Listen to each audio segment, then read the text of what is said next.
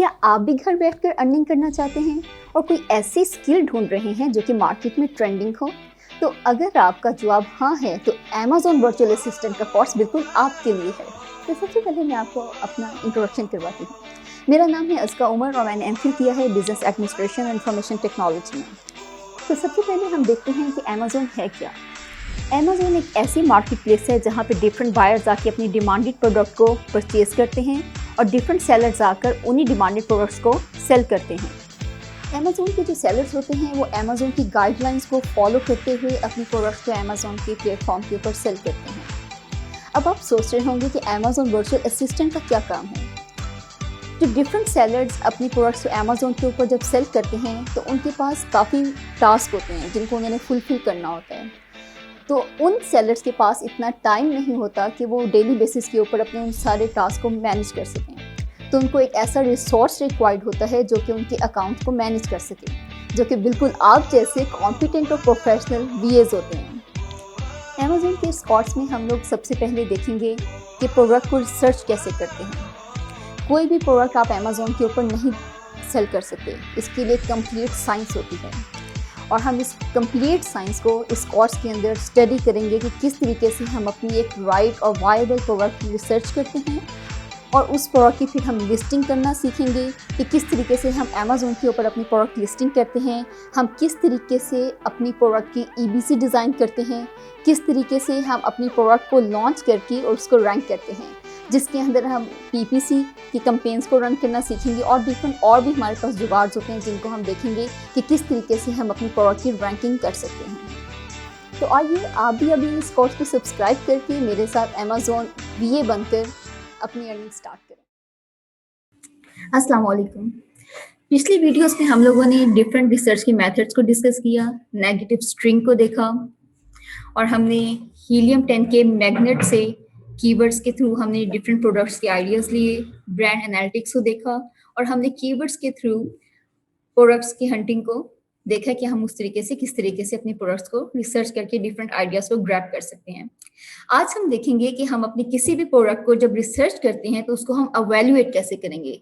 आज हम अपनी प्रोडक्ट की अवैल्यूएशन पैरामीटर्स को कंसीडर करेंगे।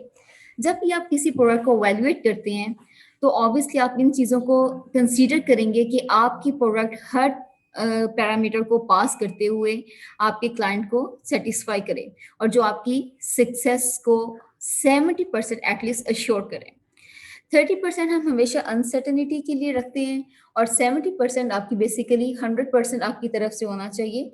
एक ऐसी प्रोडक्ट जो कि आपके सारे स्टैट्स के मुताबिक वायबल प्रोडक्ट हो। यहाँ पे अगर आप देखें स्क्रीन के ऊपर ये नेगेटिव स्ट्रिंग को यूज करते हुए हम लोगों ने जो डिफरेंट प्रोडक्ट्स को देखा था, इसमें से आप अपने कोई भी प्रोडक्ट को चूज कर सकते हैं। ठीक है, अभी हम देखेंगे कि फॉर इंस्टेंस अगर हम एक प्रोडक्ट है, लास्ट टाइम भी अगर हमने इसको डिफरेंट एग्जांपल्स के लिए कंसीडर किया था, शैम्पू, स्क्रबर, ठीक, इसको मैंने यहाँ पर टाइप किया है और फॉर इंस्टेंस मैंने ये वाली प्रोडक्ट सिंगल आउट की है अपने सारे प्रोडक्ट्स के आइडियाज़ में से और मुझे फॉर इंस्टेंस मैं रिसर्च कर रही हूँ और इस प्रोडक्ट रिसर्च के मेथड में अगर ये मुझे प्रोडक्ट लगता है कि अच्छा जी ये वाली प्रोडक्ट मुझे लगता है कि इसमें कोई जान है, otherwise it's a failure product. Failure इस पर्सपेक्टिव से कि बहुत ज़्यादा सक्सेसफुल प्रोडक्ट है, ऑलरेडी इसके अंदर बहुत ज़्यादा कंपटीशन है, बहुत ज़्यादा प्लेयर्स लैंड कर चुके हैं, इतने ज़्यादा रिव्यूज़ हैं, रैंकिंग टफ है, जिसकी वजह से हमारे लिए एक बिगनर पर्सन के लिए जो कि बिल्कुल अमेज़न के ऊपर लैंड करना चाहता है इस प्रोडक्ट के साथ, वो फेल हो जाएगा बिकॉज़ आप कोई बड़ा हाई बजट रिक्वायर्ड होगा। अगर आप फिर भी इसी के अंदर अगर आपकी ज़िद है कि इसी में ही मैंने लैंड करना है तो आपको ज़रा बजट की अमाउंट ह्यूज रिक्वायर्ड होगी। इस वजह से अगर आप लिमिटेड बजट के साथ जब लैंड करते हैं तो आपकी प्रोडक्ट वायबल होनी चाहिए according to your budget plan and with your statistics. तो अगर आप ये वाली प्रोडक्ट देखें और इसके ऊपर मैं अपने प्रोडक्ट एवेल्यूएशन पैरामीटर्स को अप्लाई करूंगी। सबसे पहले मैं हीलियम 10 की एक्सटेंशन के ऊपर क्लिक करके उसका एक्सरे रन करूंगी। ये देखिए मैंने एक्सटेंशन के ऊपर क्लिक किया। यहाँ पे मेरे पास दो ऑप्शंस आ रही हैं, एक एक्सरे और एक एसिंग ड्राइवर। लास्ट वीडियो में भी हमने इन दोनों को डिटेल में देखा था। यहाँ पर मैं एक्सरे के ऊपर क्लिक कर रही हूँ। ये थोड़ा टाइम ले रहा है टूल, और इसमें बेसिकली वो अपना सारा डाटा को लोड करते हुए सारी चीज़ों को एक्सट्रैक्ट करके आपके सामने प्रेजेंट करेगा।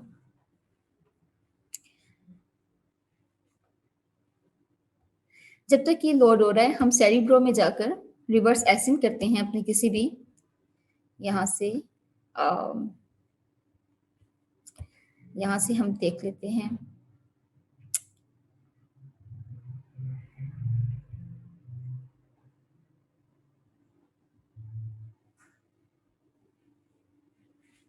ये ऑलमोस्ट एक्सरे भी हमारा होने वाला है। ये देखिए एक्सरे आ गया हमारा, और उसमें अगर देखें हम एंड इट ओके,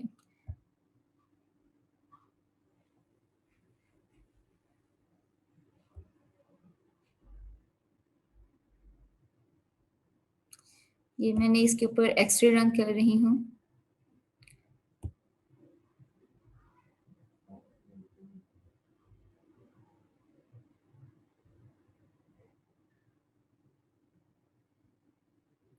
ये देखिए एक्सरे किया और हमारे पास ये सारी प्रोडक्ट्स आ गई। टोटल रेवेन्यू, ये इन सारी जो प्रोडक्ट्स हैं जो इनका आ रहा है फर्स्ट फील्ड के अंदर। एवरेज रेवेन्यू आ रहा है $26,779।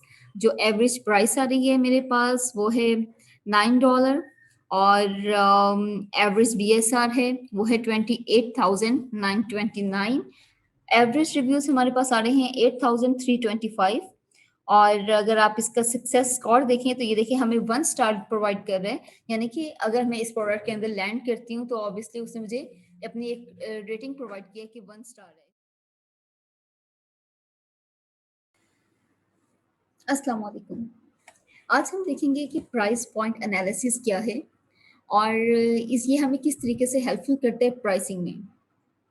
प्राइस पॉइंट एनालिसिस बेसिकली हम ऑब्जर्व करते हैं कि हमारे कितने यूनिट्स किसी भी प्रोडक्ट के किस प्राइस के ऊपर ज़्यादा सेल हो रहे हैं। फॉर इंस्टेंस जब हम लोगों ने अपनी सोर्सिंग करनी होती है तो सोर्सिंग में हमें प्राइस पॉइंट एनालिसिस बहुत ज़्यादा हेल्पफुल होता है, कि हमें ये पता चल जाता है कि हमारे जो कस्टमर्स हैं किस प्राइस के ऊपर ये सर्टेन प्रोडक्ट खरीदना पसंद कर रहे हैं।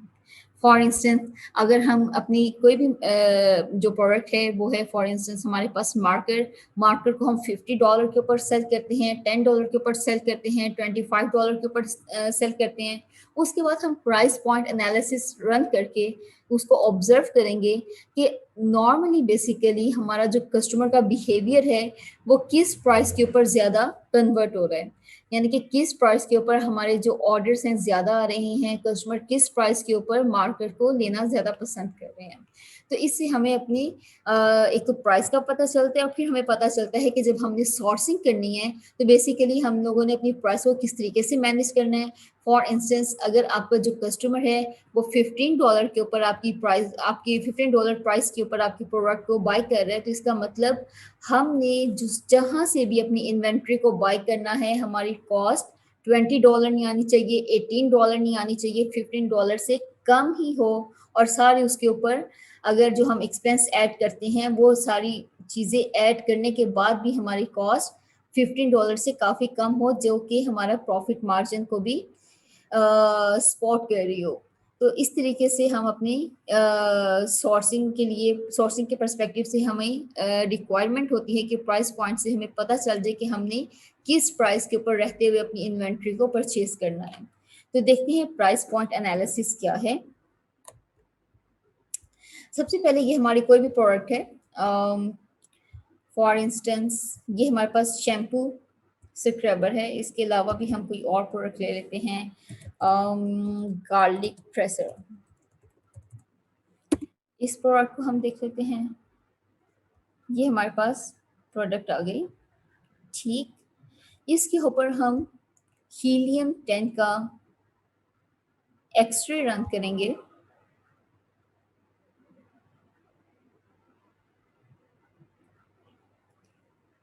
ये देखिए हम एक्सरे रन कर रहे हैं और ये अपने डाटा को लॉट कर रहा है। जितने भी यहाँ पर रिजल्ट शो हो रहे हैं ये उनका डाटा गैदर करेगा और उसकी हमें सारी फिगर्स शो करेगा।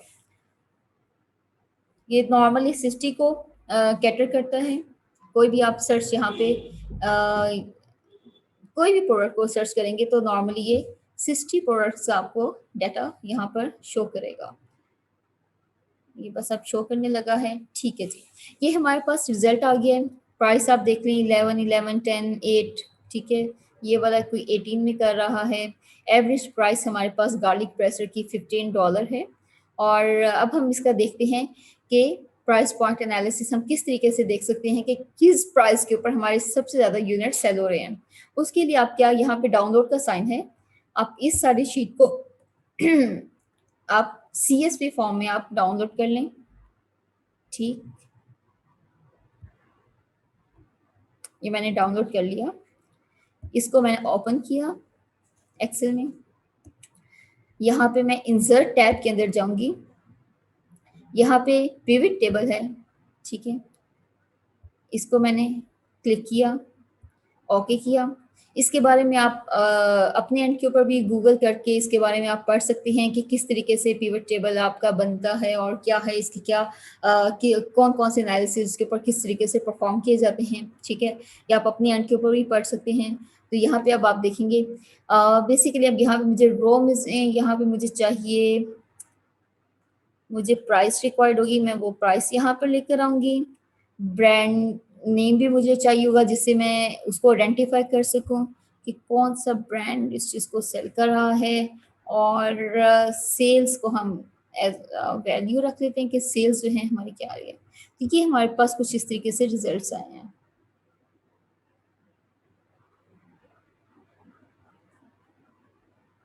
ठीक है, 3.97 के ऊपर एक यूनिट की सेल आ रही है और इस तरीके से 6.99 के ऊपर 3 यूनिट्स की सेल हैं, 7 के ऊपर 2, ठीक यहाँ पे 4। अस्सलाम वालेकुम। आज हम देखेंगे कि हम अपने सप्लायर के साथ कैसे कॉन्टैक्ट करते हैं और हम उनसे कैसे कोटेशंस उनसे डिमांड कर रहे होते हैं। एक हमारे पास मेथड होता है कि हम RFQ करें।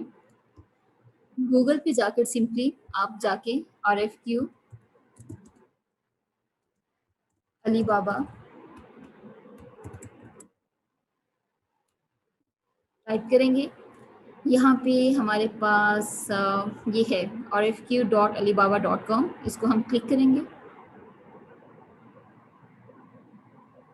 ये हमारे पास एक इंटरफेस आया है। यहाँ पे हम देखेंगे, यहाँ पे लिखा हुआ है I am a supplier submit RFQ। और हम यहाँ पे जाके अपनी RFQ को सबमिट करेंगे। बेसिकली हम रिक्वेस्ट कर रहे हैं, अपनी कोटेशन को रिक्वेस्ट कर रहे हैं डिफरेंट सप्लायर से। यहाँ पे जाके हम अपनी प्रोडक्ट का नेम लिखेंगे। फॉर इंस्टेंस हमारी प्रोडक्ट थी जिसको हम डिफरेंट एग्जांपल्स में ट्रीट कर रहे हैं, शैम्पू स्क्रबर। कैटेगरी हम सिलेक्ट करेंगे किस कैटेगरी में आती है। ठीक है, और उस कैटेगरी को हम, क्योंकि मैं अभी अलीबाबा के ऊपर लॉग इन नहीं हुई तो मुझे ऑब्वियसली मैसेज दे रहा है कि पहले लॉग इन होकर मैं इस चीज़ को इस फॉर्म को फिल करूँ।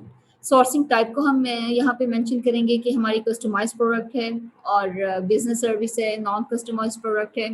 अच्छा, अलीबाबा के ऊपर हमारी एक स्ट्रैटेजी होती है कि हम अलीबाबा के सप्लायर को ये नहीं बताते कि हम आपकी जो प्रोडक्ट है वो अमेजोन के ऊपर सेल करेंगे। जैसे ही हमारे सप्लायर को ये चीज़ पता चलती है कि हम अमेजोन के ऊपर इस चीज़ को सेल करने लगे हैं तो वो अपनी कॉस्ट को बहुत ज़्यादा ह्यूज कर देते हैं। और क्योंकि उनको पता होता है कि अमेजोन के ऊपर काफ़ी एक्सपेंसिव तरीके से प्रोडक्ट सेल हो रही होती हैं। तो इस वजह से आप कोशिश करें जहाँ तक आपके सप्लायर को ना पता चले कि आप अमेजोन के ऊपर इस चीज़ को कर सकते हैं, मतलब कर सकते हैं। मतलब आप ये रखिए कि आप आपकी कोई वेबसाइट है वहाँ पे आप इस प्रोडक्ट को सेल कर रही हैं अपने कस्टमर्स को। ठीक, तो उस तरीके से आप थोड़ी बहुत बार्गेनिंग तो आपने करनी होती है, लेकिन ऑब्वियसली आपने अपने सप्लायर्स को इरिटेट नहीं करना होता। और एक ये भी प्लस पॉइंट होता है, अगर आपको थोड़ी बहुत चाइनीज़ आ रही होती है या डिफरेंट अगर आप सेंटेंसेस को गूगल ट्रांसलेट के ऊपर जाके आप ट्रांसलेट करके उनसे बात करें तो वो आपको काफ़ी एज दे रहे होते हैं, क्योंकि वो बड़ा प्रेफर करते हैं और बड़े वो हैप्पी एटीट्यूड शो करते हैं अगर आप उनसे चाइनीज़ के अंदर बात करें। हमारे पास 2 साइट्स होती हैं, कि अलीबाबा को हम प्रेफ़र कर रहे होते हैं कि हमारे पास 1688 होती है। इस साइट के ऊपर भी आपको बड़े अच्छे रेट्स मिल जाते हैं। कुछ लोग प्रेफ़र करते हैं कि उनको अलीबाबा के ऊपर काफ़ी अच्छे रेट्स मिल रहे हैं, कुछ लोग कहते हैं उनको 1688 के ऊपर काफ़ी अच्छे रेट्स मिलते हैं। तो it's all depends on you कि आप कोई किस प्लेटफ़ॉर्म के ऊपर आपको कोई अच्छा सप्लायर मिल जाता है, वहाँ पे आपकी असल में कम्युनिकेशन के ऊपर डिपेंड कर रहा होता है। और नो डाउट अलीबाबा थोड़ा-सा एक्सपेंसिव है, लेकिन ये है कि बहुत से जो मेरे कलीग्स हैं, वो अलीबाबा से ही काफ़ी अच्छी उनसे सप्लायर से डिफरेंट कोर्स लेकर उनके ऊपर काफ़ी अच्छी अर्निंग कर रहे हैं, क्योंकि उनके प्रॉफ़िट मार्जिन्स काफ़ी ह्यूज हो जाते हैं। तो अगर इस फॉर्म को हम देखें तो सबसे पहले आपको प्रोडक्ट नेम अपनी बताएँगे, अपने प्रोडक्ट की कैटेगरी को डिफाइन करेंगे, सोर्सिंग टाइप को बताएँगे, सोर्सिंग का पर्पस बताएँगे, ठीक है? रिटेल है, होलसेल आप करने लगे हैं, पर्सनल यूज़ के लिए आप मँगवा रहे हैं, ये क्या है? या प्रोडक्शन इक्विपमेंट में यूज़ होनी है, मतलब क्या है? फॉर इंस्टेंस आप अपनी रिटेल आप कह दें कि ऑब्वियसली अगर आपकी वेबसाइट भी है, तो आप रिटेल यानी कि रिटेल में ये होता है कि जब आप सेल करेंगे, तो जिसको भी आप सेल करेंगे, वो जो फाइनल होगा वो आपका एक्सट्रीम कस्टमर होगा। फॉर इंस्टेंस उसके बाद आपकी सेलिंग नहीं स्टार्ट हो सकती। फॉर इंस्टेंस होलसेलर का तो ये कंसेप्ट होता है कि होलसेलर का जो वेरी नेक्स्ट कस्टमर होता है, वो खुद रिटेलर होता है। तो रिटेलर आगे से फिर अपने कंज्यूमर्स को सेंड करता है। तो जो आपका कस्टमर होना चाहिए, अगर आपका जो कस्टमर वो कंज्यूमर ही है आपकी प्रोडक्ट का, तो डेफिनेटली आप रिटेल मॉडल के अंदर काम कर रहे हैं। तो रिटेल में अगर आप आपकी वेबसाइट है और आप उसके ऊपर जाके सेलिंग कर रहे हैं, तो ऑब्वियसली आप रिटेल में लैंड कर रहे हैं, ठीक है? तो नॉर्मली हम डिटेल को चूज़ करेंगे, क्वांटिटी हम उसको कहेंगे कि अच्छा जी हमें इतने पीसेस चाहिए। अच्छा एक ये भी होता है कांसेप्ट कि अगर आप उसको ज़्यादा अपने पीसेस बता रहे हो तो वो आपको काफ़ी अच्छी कॉस्ट बता रहे होते हैं सप्लायर्स। उनके फिर प्रॉफिट वो काफ़ी अपना डिफरेंस आपको शो कर रहे होते हैं। तो आपने एक ना अपने सप्लायर को ये लालच लाज़मी देना है कि आप उसको बहुत ज़्यादा मतलब 2-3,000 यूनिट्स की आप उसको मतलब उसको ऑर्डर करने वाले हैं। तो मतलब वो आपके साथ अच्छा करे। तो डेफ़िनेटली पहले तो आप उससे सैंपल मँगवाएँगे, वो सैंपल आपके एड्रेस पे आएगा, आप उसकी क्वालिटी देखेंगे, फिर सैंपल के बाद आप ऑब्वियसली जो आपकी फर्स्ट इन्वेंटरी होगी, आप उसमें मिनिमम 800 यूनिट्स आप प्रेफ़र करेंगे। उसके बाद जब टू लॉन्च हो जाएगी आपकी उसके 2-3 वीक्स के बाद आप अपनी जो सेकंड इन्वेंटरी ऑर्डर करेंगे